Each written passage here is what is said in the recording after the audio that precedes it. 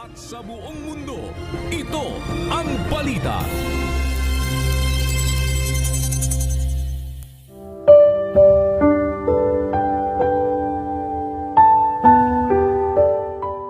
Ang mga hain sa Diyos ay bagbag na loob, isang bagbag at may pagsisising puso, O Diyos, ay hindi mo wawaling kabuluhan.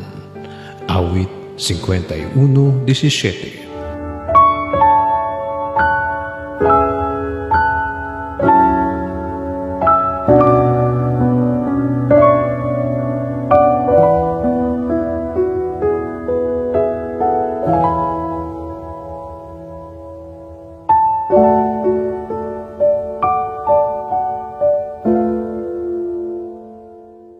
Sa ngalan ni Kuya Daniel Razon, ako si Victor Cosare at dito sa UNTV, Diyos ang aming sandigan, serbisyo publiko ang aming pinahahalagahan.